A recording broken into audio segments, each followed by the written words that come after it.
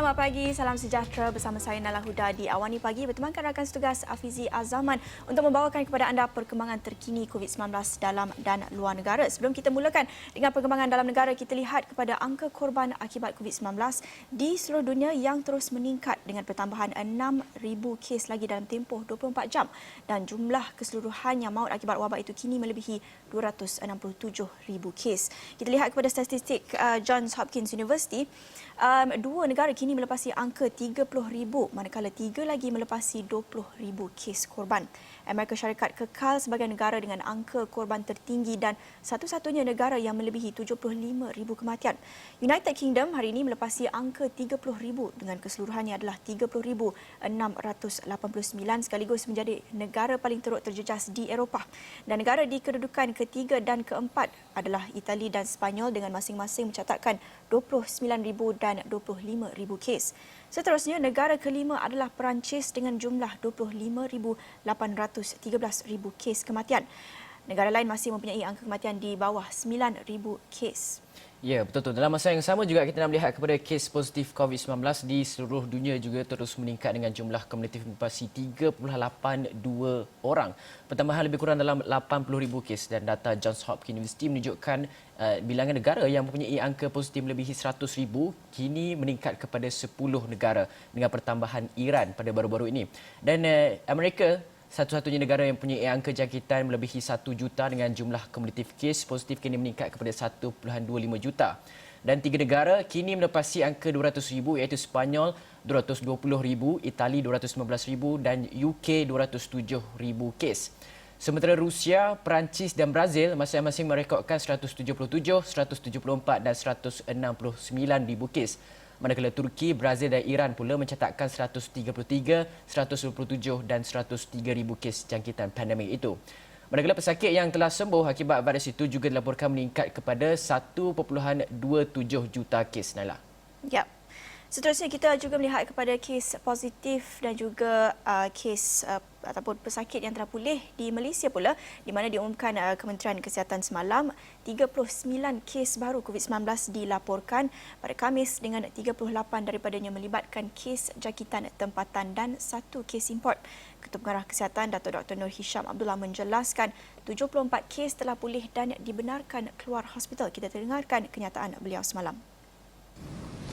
Sehingga 7 Mei 2020 jam 12 tengah hari, terdapat 39 kes baru yang telah dilaporkan. Ini menjadikan jumlah kes positif COVID-19 di Malaysia adalah sebanyak 6,467 kes. Oleh itu, jumlah kes aktif dengan kebolehjangkitan COVID-19 adalah 1,584 kes dan mereka telah diasingkan dan diberi rawatan di hospital. Ingin dimaklumkan bahawa terdapat 39 kes baru yang dilaporkan hari ini, 1 kes import dilaporkan. Ini bermakna kes penularan tempatan adalah sebanyak 38 kes, di mana sebanyak 8 kes telah dikesan dari kluster dan lokaliti di bawah Perintah Kawalan Pergerakan diperketatkan. Daripada jumlah 39 kes, 9 kes adalah warga negara Malaysia dan 30 adalah warga asing. Sehingga kini seramai 19 kes positif COVID-19 sedang dirawat di unit rawatan rapi dan daripada jumlah tersebut, 8 kes memerlukan bantuan pernafasan. Okey, semalam kita ada berita baik yang mana Datuk Dr. Nur Hisham juga mendedahkan bahawa semalam tiada kes kematian baru dicatatkan dan ini menjadikan jumlah keseluruhan kes kematian adalah sebanyak 107, kekal 1.65% daripada jumlah kes keseluruhannya yang meninggal dunia. Baiklah, semalam juga kita melihat kepada satu lagi kluster baharu yang dikenal pasti melibatkan pengawal dan juga anggota keselamatan di sebuah pusat beli belah di Ceras, Kuala Lumpur. Datuk Dr. Nur Hisham katanya telah ia melibatkan 10 kes positif COVID-19 iaitu 9 warga Nepal dan seorang rakyat tempatan. Kita dengar apa katanya.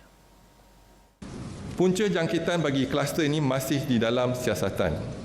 Langkah-langkah pembendungan dan pengesahan Seterusnya telah diambil seperti mengenal pasti dan menjalankan ujian saringan COVID-19 ke atas semua pekerja dan kontak rapat mereka. Kesemua kes warga negara Nepal dalam kluster ini tinggal di kediaman yang sama di Ceras. Saringan COVID-19 telah dijalankan ke atas penghuni kediaman mereka, pengawal dan anggota keselamatan di pusat membeli belah tersebut dan juga pekerja pasaraya yang berkait rapat. Setakat ini seramai 436 orang telah disaring, di mana 10 kes didapati positif. 347 kes negatif dan 79 orang masih menunggu keputusan. Okey, mengenai kluster baru ini, apabila Perintah Kawalan Pergerakan bersyarat dilaksanakan, semalam apabila berita ini dilaporkan, ramai pengguna media sosial, netizen dan sebagainya mahukan mereka ataupun di mana jangkitan ini berlaku. Contohnya kalau berlaku di shopping kompleks, kompleks belah itu, di mana shopping kompleks itu, dan juga mereka ingin kenal pasti di kawasan-kawasan mana yang berlakunya perkara tersebut, dan ada yang sampai menyarankan kepada KKM supaya mendedahkan siapa yang terkena jangkitan tersebut. Tapi kita tahu SOP Kementerian Kesihatan Malaysia tidak akan mendedahkan nama, maklumat peribadi pesakit tersebut, dan sekiranya pesakit itu yang mahu mendedahkan secara tersendiri, perkara itu adalah dibenarkan. Tapi ikut SOP KKM, kita tak boleh nak dedahkan siapa pesakit dan sebagainya. Tapi kita boleh juga mungkin melontarkan sedikit persoalan lah. Betul, kita nak kekang virus COVID-19 ini, tapi seperti mana yang digunakan oleh negara-negara lain, contoh macam negara jiran dan sebagainya, Korea Selatan, mereka menggunakan di mana kawasan-kawasan tertentu, mereka highlightkan jangkitan baru di situ dan orang ramai tahu, dan orang yang berada dalam kawasan tersebut akan mengambil langkah berjaga-jaga. Mungkin itu sebagai amaran kepada penduduk di kawasan tersebut. Mungkin boleh kita gunakan dengan cara pendekatan sebegitu rupa. Kita mungkin boleh nyatakan perkara ini kepada kerajaan dan juga KKM. Okey, dalam masa yang sama juga orang ramai pasti tertanya-tanya perkembangan vaksin. Kita tahu setahun ataupun setahun setengah dan mungkin tahun hadapan akan mula developnya vaksin tersebut, tetapi berdasarkan satu perkara iaitu yang dimaklumkan oleh KKM, yang mana negara China sekarang ini sedang melalui fasa kedua proses pembangunan vaksin untuk bendung jangkitan COVID-19. Namun kata Dr. Nur Hisham, proses tersebut akan makan masa sekurang-kurangnya 1.5 tahun bagi menentukan keberkesanan vaksin yang dihasilkan sebelum ia boleh dipasarkan. Kita dengar apa yang dikatakan oleh beliau. Jadi bila fasa kedua, laporan akan dikeluarkan bulan 11 ataupun 12, dan kita akan lihat pada laporan tersebut sama ada vaksin ni iaitu sama ada vaksin ni berkesan atau mempunyai kesan samping. Jadi kita kena lihat. Jadi lepas fasa kedua kita akan jalankan kajian kepada manusia melihat kepada keberkesanan vaksin tersebut dan juga kesan samping vaksin tersebut. Jadi yang tu juga akan memakan masa. Jadi sekurang-kurangnya kita rasa mungkin mengambil masa lebih pada 1.5 tahun. Lebih kepayahan ataupun lebih susah lagi kalau kita lihat vaksin kalau banyak mutasi ataupun banyak strain. Jadi kalau banyak strain vaksin itu, I think kita kena lihat supaya keberkesanannya mungkin berkurangan. Baik, ini adalah saranan Kementerian Kesihatan Malaysia ketika kita lihat semakin ramai yang keluar ke tempat awam. Tinjauan saya sendiri kalau pergi ke kompleks beli belah pun semakin ramai. Jadi ini adalah saranan KKM, katanya orang ramai disarankan agar tidak menggunakan tandas awam yang kotor bagi mengelakkan jangkitan COVID-19. Kata Ketua Pengarah Kesihatan, masyarakat perlu sentiasa mengutamakan kebersihan diri, memandangkan jangkitan boleh berlaku di kawasan yang tertutup dan tidak bersih, dan kita sedia maklum keadaan tandas awam di Malaysia menyedihkan. Agak menyedihkan, dan mungkin ini menjadi satu wake up call buat kita semua apabila berlakunya pandemik COVID-19 wabak ini mungkin jadi wake up call untuk kita menjaga kebersihan dan juga menjaga kebersihan tandas awam, kerana inilah antara puncanya boleh tersebar virus, bukan sahaja virus COVID-19 tetapi penyakit-penyakit lain juga. Itulah antara punca merebaknya penyakit itu. Jadi wake up call kepada kita. Ya, betul-betul. Dalam masa yang sama juga kontraktor yang menjaga tandas-tandas awam ni diharapkan Ya, sekarang ni kita banyak lihat tandas-tandas awam dikenakan contohnya 20 sen ataupun 50 sen. Jadi kemungkinan besar perkara tersebut apabila diambilnya duit daripada orang awam, bolehlah sekurang-kurangnya bersihkan sedikit sebab ini adalah norma baru. Kebersihan, penjarakan sosial satu, kebersihan itu juga menjadi norma baru untuk kita utamakan. Sekarang ni orang ramai dah makin alert ataupun beri perhatian kepada tahap kebersihan. Keluar rumah, sebelum keluar rumah, sanitasi dan sebagainya. Balik rumah pun sanitasi dan sebagainya. Kebersihan itu adalah faktor utama untuk mengekang COVID-19 itu. Okey Nala, mungkin dalam masa yang sama juga kita ada mengenai kelumpuhan sistem. Ya, ini juga diumumkan oleh KKM semalam. Katanya KKM sedia berdepan dengan kelumpuhan sistem jika berlakunya kenaikan kes positif COVID-19 secara mendadak. Ketua Pengarah Kesihatan katanya ia termasuk persiapan dari segi tenaga kerja dan fasiliti di hospital-hospital yang merawat pesakit COVID-19. Setakat ini, sebanyak 864 atau 16% daripada 5,500 katil sedang digunakan oleh pesakit di 40 buah hospital yang dikhususkan bagi rawatan COVID-19 di seluruh negara.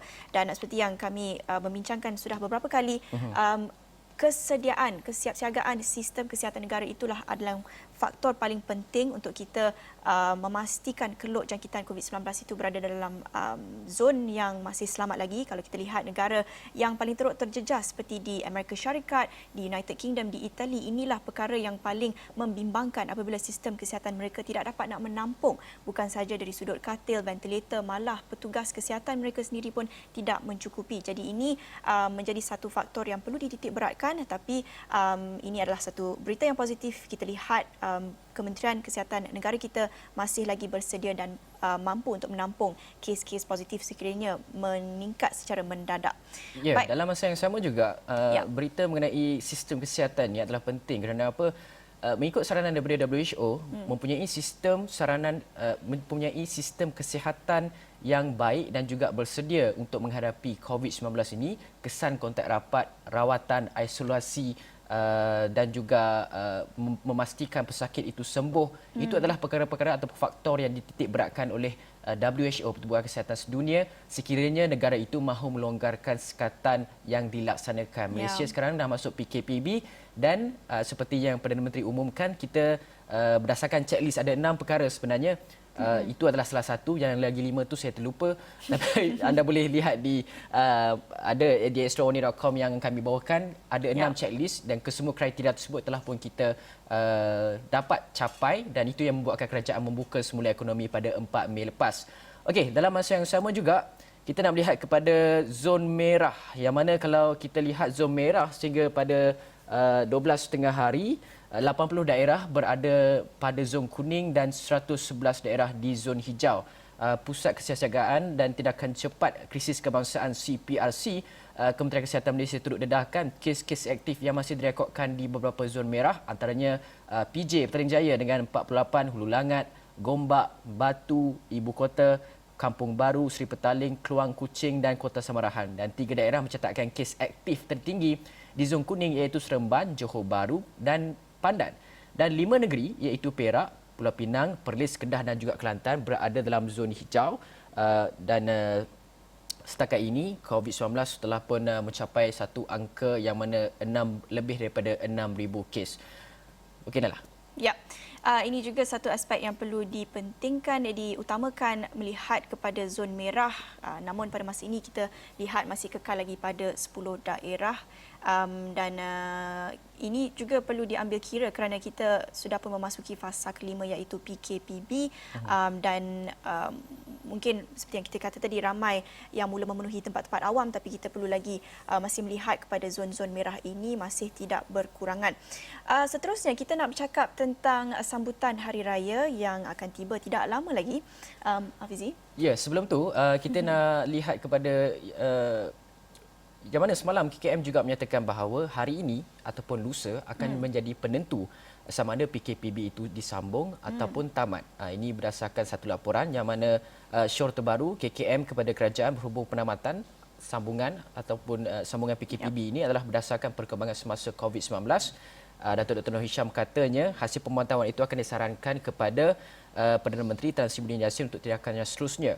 Dan pembantauan PKPB sehingga 12 Mei, tetapi pada 8 atau 9 hari ini ataupun esok, KKM akan melihat satu trend untuk menasihati tindakan yang sewajarnya. Itu adalah yang dinyatakan. Anda boleh lihat laporan-laporan di berita-berita di extraordinary.com untuk kita pastikan perkara tersebut. Jadi hari ini kita jangkakan ataupun esok akan jangkakan satu pengumuman penting oleh Perdana Menteri. Anda sama-sama saksikan di saluran 501. Hanya 501. Okey, Dan. Ya, baik. Banyak lagi perkembangan seperti yang kata tadi, sambutan Hari Raya Aidilfitri menjelang. Jadi kita akan bawakan laporan mengenai itu, tapi kita akan berhenti rehat seketika, kembali selepas ini.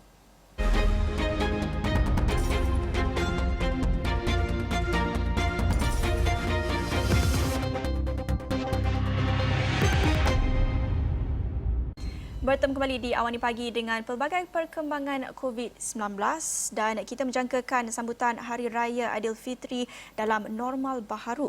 Dan ini saranan Menteri Kanan Kluster Keselamatan Datuk Seri Ismail Sabri Yaakob ketika mengulas mengenai sambutan Hari Raya ini. Bagaimana agaknya sambutan Hari Raya dalam normal baharu? Katanya siapa yang akan periksa suhu semasa beraya nanti. Jadi ini adalah berhubung dengan kesukaran untuk memastikan pematuhan SOP KKM berkaitan dengan pencegahan COVID-19 menjadi punca mengapa pulang ke kampung untuk sambutan Aidilfitri dan juga ziarah tidak dibenarkan. Dengar tu Hafizi. Beliau akui ia satu perkara berat untuk dihadapi semua rakyat. Beliau faham ya. Terutamanya untuk Hafizi yang sudah 3 bulan tak balik kampung. Namun berbanding pasaraya sebagai contohnya, SOP itu lebih mudah untuk dikuatkuasakan seperti di premis-premis perniagaan. Namun kalau kita bayangkan seperti visual yang dipaparkan ini, inilah menjadi tradisi ataupun kebiasaan sambutan Hari Raya Aidilfitri, bersalam-salaman, berpelukan. Ini menjadi susah untuk kita patuh kepada SOP untuk memastikan jangkitan COVID-19 itu tidak berlaku. Katanya, tetapi balik kampung, siapa yang nak pantau dalam satu rumah tiba-tiba berpeluk-peluk dengan saudara mara? Macam mana kita nak pastikan penjarakan sosial berlaku? Bagaimana nak pastikan ada yang periksa suhu? Boleh bayangkan tak kalau open house nak raya dan rumah orang, nak kena cek suhu, nak kena register dulu. Ya, betul. Dan hand sanitizer dan sebagainya. Ini kata beliau dalam program Ruang Bicara Bernama TV Semalam. Dan Ismail Sabri juga kata walaupun satu jawatan kuasa khas telah pun dibentuk, namun anggota yang ditugaskan tidak mencukupi kalau mereka ditugaskan untuk periksa setiap rumah ketika sambutan Hari Raya nanti. Jadi pemantauan itu kita jangka tak dapat untuk kita laksanakan. Dan saya juga dalam pandangan saya sendiri bersetuju dengan cadangan ataupun saranan ini. Amat susah untuk kita jagakan penjarakan sosial. Namun kita masih lagi boleh menyambut Hari Raya Aidilfitri. Sebelum ini kita lihat semalam saja Hari Wesak dan sepanjang bulan Ramadan ini banyak adaptasi yang dilakukan oleh penganut agama untuk masih lagi menyambut ataupun meraihkan menyaksikan perayaan ini, namun dengan cara-cara baharu dalam normal baharu ini. Ya, betul tu. Untuk tahun ini, Nailah nampaknya hanya boleh menggayakan di media sosial baju raya yang dia beli untuk tahun ini. Saya pula masih lagi tak beli baju raya. Dan saya rasa macam unnecessary untuk saya nak beli baju raya untuk tahun ini. Alah, sedih pula. Okey, baiklah. Dalam pada itu, kita nak melihat juga perkembangan ekonomi negara kita, yang mana kita tahu bukan setakat Malaysia kesan impak dia, tetapi ekonomi juga di seluruh dunia mengalami kesan yang sama, kesan ekonomi yang sangat dahsyat yang tidak pernah disaksikan dalam sejarah dunia ini. Dan semalam, Kementerian Keuangan menjangkakan ekonomi Malaysia turun lebih daripada negatif 2% tahun ini akibat kesan COVID-19. Menteri Keuangan, Tengku Datuk Seri Zafrul Abdul Aziz menjangkakan penurunan tersebut diakibatkan pelaksanaan Perintah Kawalan Pergerakan PKP di negara ini yang kita tahu bermula daripada 18 Mac. Kita dengarkan apa kata beliau. Jadi seperti mana yang diumumkan oleh Bank Negara Malaysia pada bulan April lepas, ekonomi kita dijangka menurun sebanyak negatif 2% hingga 0.5%. Itu berdasarkan PKP selama 2 minggu. Tapi kerana PKP telah dilanjutkan lebih dari 2 minggu, kita rasa mungkin ekonomi kita akan turun lebih daripada negatif 2%. It shouldn't affect the RMK12. Tapi bajet 2021 yang akan diumumkan insya-Allah bulan 10 atau bulan 11 ini mestilah mengambil kira faktor-faktor ekonomi semasa. Okey, baiklah, ketika kita sedang menghadapi COVID-19 ini, kita tahu sebelum kita hadapi COVID-19, di tengah-tengah kita menghadapi COVID-19 ini terdapat krisis politik yang berlaku dalam negara sehingga mengakibatkan pertukaran peralihan tampuk kepimpinan negara. Tapi dalam masa yang sama juga, selepas kita dalam satu fasa ini daripada PKP pertama sampailah PKP B sekarang ini, kita senyap sekejap politik, tapi ada sekarang sejak daripada hari-hari yang lepas kita melihat perkembangan politik kembali rancak diperbualkan.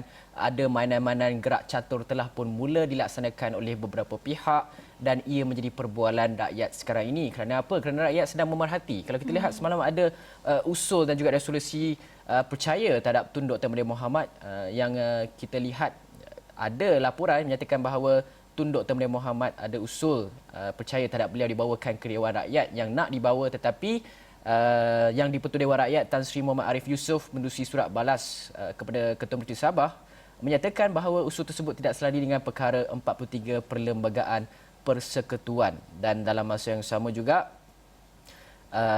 bekas Setiausaha Akhbar Tun Dr. Mahathir Mohamad Andy Shazli Akbar ketika di Bumi Extra ini mengesahkan bekas PM ada menghantar surat kepada Yang di-Pertua Dewan Rakyat, tapi butiran surat itu tidak dinyatakan ataupun tidak didedahkan secara terperinci. Dan kalau kita lihat semalam ada satu lagi perkara politik yang berlaku, iaitu Datuk Seri Anwar Ibrahim mengesahkan bahawa beliau dinamakan sebagai Ketua Pembangkang baru oleh Majlis Presiden Pakatan Harapan PH. Presiden PKR itu dedahkan perkara itu menerusi siaran langsung di akaun Facebook rasmi beliau pada semalam. Dan kita lihat perkembangan ini. Semalam kita ada juga lihat kepada berita-berita mengenai armada yang mana ada yang menyatakan bahawa nak kembali kepada Pakatan Harapan, ada yang menolak, ada yang menafikan seperti kata Naila. Tapi kita melihat kepada satu perkara yang saya suka dengan berita ini, iaitu bermain politik ketika melawan perang COVID-19 akan membuatkan kredibiliti pemimpin itu terjejas. Ini adalah bukan kata saya tetapi kata pakar sendiri, iaitu ahli politik yang terus bermain sentimen politik tatkala negara sedang dilanda pandemik COVID-19 bahkan menjejaskan reputasi mereka sendiri. Jadi ahli pemikir Kementerian Perpaduan Negara Profesor Dr. Siva Murugapandian berpandangan percaturan politik sepatutnya tidak perlu wujud sekarang. Akhirnya apa yang mahu dilihat oleh masyarakat secara umumnya adalah bagaimana PN mampu menangkan isu kesihatan pada masa sama tidak meminggirkan ekonomi. Betul, kerajaan sekarang sedang sedaya upaya untuk melihat kepada keseimbangan antara ekonomi dan juga kesihatan itu sendiri dan menghadapi pelbagai cabaran, pelbagai kekangan.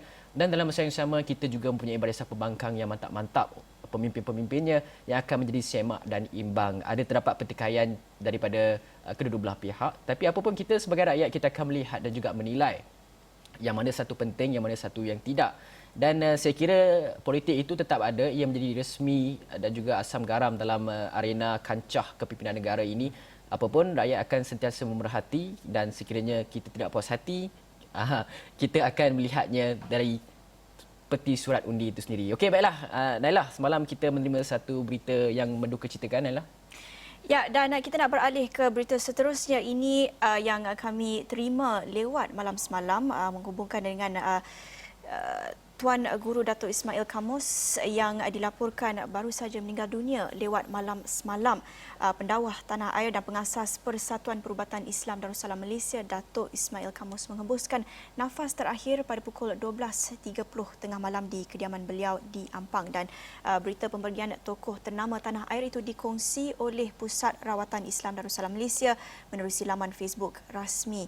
Dan tokoh pendakwah Tanah Air dan pengasas Persatuan Perubatan Islam Darussalam Malaysia, Tuan Guru Datuk Ismail Kamus telah kembali ke Rahmatullah jam 12.30 pagi 8 Mei 2020 di kediaman beliau di Ampang.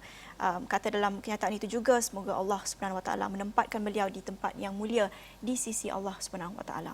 Ya, betul tu. Dan jenazah arwah Tuan Guru Datuk Ismail Kamus akan diuruskan di Masjid Al-Sabirin, Keramat AU5 pada pukul 9 pagi hari ini dan akan disolatkan di sana. Beliau merupakan seorang tokoh yang bagi saya sangat-sangat disegani. Kalau kita lihat Arwah dilahirkan pada 2 Disember 1948 di Ulu Selangor.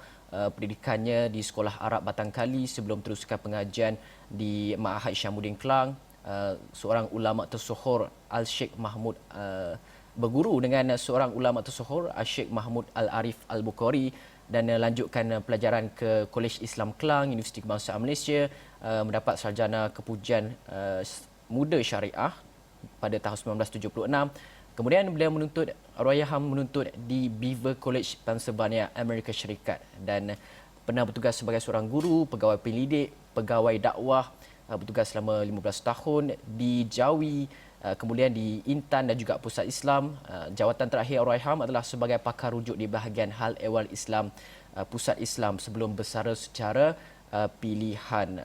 Baiklah, dan beliau merupakan seorang tokoh dan juga perundi motivasi pendakwah bebas dengan memberi ceramah agama di seluruh dunia seperti di Brunei, Indonesia, Thailand, Singapura, UK, Amerika, Kanada dan juga negara-negara di Asia Barat.